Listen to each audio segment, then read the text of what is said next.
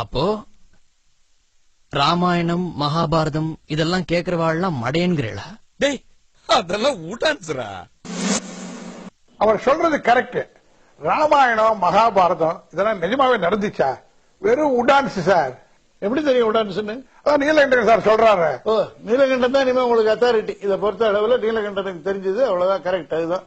ஏன் சார் ஒண்ணு கேக்குறவங்கள, இந்த அவுரங்கசீப் இருந்தார பாத்திருக்கீங்களா? உங்க சித்தப்பாவா அவரு? மராட்டிய வீரர் சிவாஜி இருந்தார? எப்படி தெரியும் இதெல்லாம்? புஸ்தகத்துல படிச்சிருக்கேன். இதுவும் புஸ்தகத்துல இருக்க. ராமாயணம் மகாபாரதம் எல்லாம் படிங்களா? அதுவும் நிஜமாயிடுவேன் சார். அது சரித்திரம் சார். அது சரித்திரம். சரித்திரம். சரித்திரம்ன்றது என்ன சார்? நீங்க நேரம் பார்த்தது அது யாரோ எப்பப்போ எழுதி வச்சதுதான். அண்டேவன் எழுதி வச்சது. இன்னைக்கு இருக்கிறவன் அன்னைக்கு இருந்ததை பத்தி எழுதுறான். அதனாலதான் ஒரு பிரிட்டிஷ் அறிஞர் சொன்னாரு, சரித்திரம்ன்றது ஒரு பொய் மூட்டை. அது மட்டும் பரவாயில்ல உங்களுக்கு. சரி, இதெல்லாம் விடுவோம் சார். உங்க தாத்தாவுக்கு தாத்தாவுக்கு தாத்தா இருந்தாரா? இருக்காரு. நல்ல மனுஷனா? ரொம்ப நல்ல மனுஷன். ஓ, எப்படி சார் தெரியும்? எங்க தாத்தா சொல்லியிருக்காரு. உங்க தாத்தா சொன்னா நம்புவீங்க. இது வியாசர் வால்மீகி எல்லாருக்கும் தாத்தா சார்.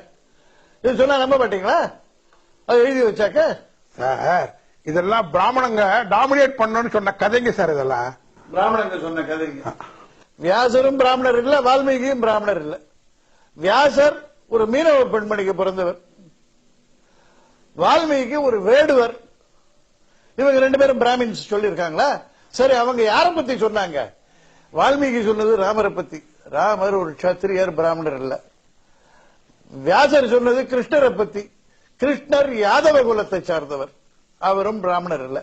ஏன் சார், சொன்னவங்களும் பிராமணன் இல்ல, சொல்லப்பட்டவங்களும் பிராமணன் இல்ல. எதுக்கு அவங்க சொல்லணும்? இது பிராமின் டாமினேஷனுக்காக சொல்லப்பட்டதுன்னு எப்படி சொல்றீங்க? அப்படின்னா அவங்க பிராமண தானே வசதியா காட்டியிருக்கணும். யாரோ ஒரு பிராமணர், அவர் ஒரு ராஜாவா இருந்தார், அவர் அப்பேற்பட்ட அரசர், அப்படிதானே கதையை சொல்லணும். அவரு அப்படி சொல்லலையே அவங்க. இன்ஃபேக்ட் ராமாயணத்துல பாத்தீங்கன்னா ஒரு பிராமண ரிஷி ஜாபாலின்றவர் அவர் இழப்படுறார். நாஸ்திகவாதம் பேசி அவர் இழப்படுறார். அவரு அது என்னத்துக்காக சார்? இன்னொன்னு பாருங்க, நீங்க இதுல இந்த கதை எழுதுறவன் எவனா இருந்தாலும் சரி, கற்பனை கதை எழுதினான்னா அதுல வில்லன்றவனை அயோக்கியனா காட்டுவான், ஹீரோன்றவனை ஒரு பிளமிஷ் இல்லாம ஒரு குற்றங்குறை இல்லாம காட்டுவான் இல்லையா? கதைன்னா அப்படிதான் வரும். அப்பதான் அது ஒரு இன்ட்ரெஸ்டிங்கா போகும். கதைன்னா இன்ட்ரெஸ்ட் இருக்கணுமே. பட் ராமாயணத்திலயோ மகாபாரதத்திலயோ அப்படி கிடையாது. ராமர் கிட்ட இருக்கிற குறைகளும் வெளியில வருது, கிருஷ்ணர் கிட்ட இருக்கிற குறைகளும் வெளியில வருது. யாராவது வில்லனை இவ்வளவு வசத்துவாங்களான்னு பாருங்க. ராவணன், அவனை யுத்த களத்துல ராமர் பார்க்கிறார், அசந்து போறார். இப்படி ஒரு மனுஷனா? என்ன தேஜஸ்! சூரியனே இறங்கி வந்த மாதிரின்னு இருக்கு. இவன் எவ்வளவு புண்ணியசாலியா இருந்தா இப்படிப்பட்ட ஒரு பொலிவான தோற்றம் இவனுக்கு இருக்கும் அப்பா அப்படின்னு அவர் திகைச்சு போறார். ராமர் ராவணனை பார்த்து திகைச்சு போறார். அந்த அளவுக்கு ராவணன் வசத்தப்படுறான். அண்ட் ராவணன் எப்பேற்பட்டவன்? மகா பெரிய சிவபக்தன். அவனை மிஞ்சக்கூடிய சிவபக்தன் கிடையாது. மற்றவங்க எல்லாம் இப்ப நீங்க இருக்கீங்க, உங்க வீட்டுல பூஜை பண்றீங்கன்னு வச்சுக்கோங்க, சாரி மன்னிச்சுக்கோங்க, நீங்க இது பௌத்தறிவாதி, பூஜை எல்லாம் பண்ண மாட்டீங்க, விக்கிரகத்தெல்லாம் வணங்க மாட்டீங்க, சிலைக்கும் சமாதிக்கும் தான் மாலை போட்டு வணங்குவீங்களே வழிய விக்கிரகத்தெல்லாம் வணங்க மாட்டீங்க. சாதாரணமா சொல்றேன். ஒரு பக்தன் இருக்கான்னா வீட்டுல பூஜை பண்ணுவான். பட் ராவணன் அப்படி இல்ல. கையிலே சிவலிங்கத்தை எடுத்துன்னு போவான். ஒரு தங்க பொட்டி வச்சிருப்பான், அதுக்காக கையிலேயே எடுத்துன்னு போவான். எங்க நல்ல புஷ்பங்களையும் நல்ல தண்ணீரையும் பார்க்கிறானோ அங்க உட்காந்துருவான், சிவ பூஜையை நடத்துவான். அந்த மாதிரி சிவபக்தன் அவன் போற்றப்படுறான். அவனுக்கு தெரியாத சாஸ்திரம் கிடையாது, வேதம் கிடையாது. இத்தனையும் ராவணனுடைய குணாதிசயம்னு போற்றப்படுறான். யாராவது வில்லனை அப்படி வசத்துவாங்களா? சரி, மகாபாரதத்தை எடுங்க. கிருஷ்ணர் மேல துரியோதனை காரி உமிழாத குறையா திட்டுறான் யுத்த முடிவுல.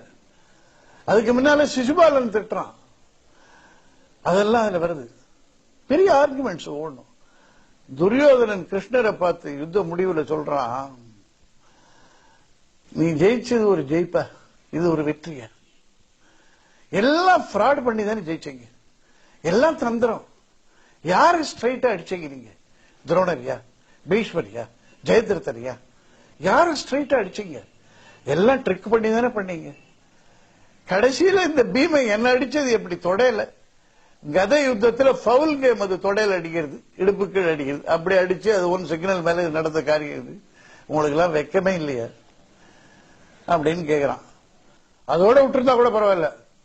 வியாசர் எழுதுறார், அப்பொழுது தேவர்கள் துரியோதனன் மீது பூமாரி பொழிந்தனர், தெய்வ வாத்தியங்கள் முழங்கின, எங்கும் நறுமணம் வீசியது, கிருஷ்ண பரமாத்மா வெட்கி தலை குனிந்து நின்றான்.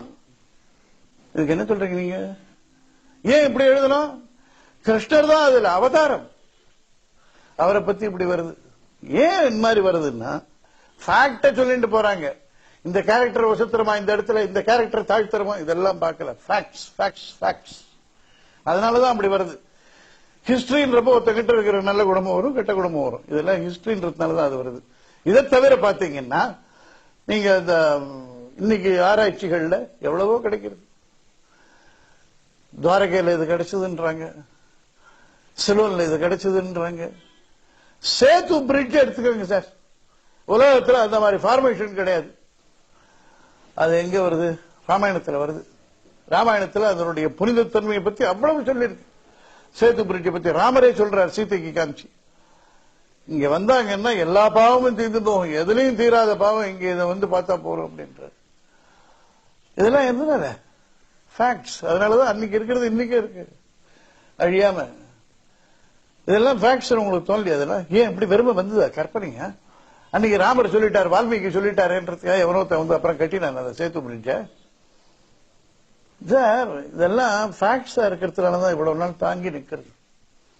அதுக்கெல்லாம் ஒவ்வொன்றுத்துக்கும் ஆதாரம் கிடைச்சுன்னு இருக்கு. இந்த சேது பிரிட்ஜ் இப்ப நான் சொன்னாக்கே உடான்னு சொல்லுவீங்க. நாசாவே போட்டோ எடுத்து காமிச்சுட்டான், அமெரிக்கன் ஸ்பேஸ் ரிசர்ச் சென்டர். அதுக்கப்புறம் என்ன சொல்றது அதை பத்தி? துவாரகால அவ்வளவு கிடைக்கிறது விஷயங்கள். யாதவர்கள் இங்க வாழ்ந்தார்கள், அதுல கிருஷ்ணர் இருந்தார்ன்றதுக்கு ஆதாரங்கள். இத்தனைக்கு அப்புறமும் இதெல்லாம் கதை டுபாக்கூர் அப்படின்னா என்னத்த சொல்றது? உங்களை பத்தி பரிதாபப்படலாம், அவ்வளவுதான்.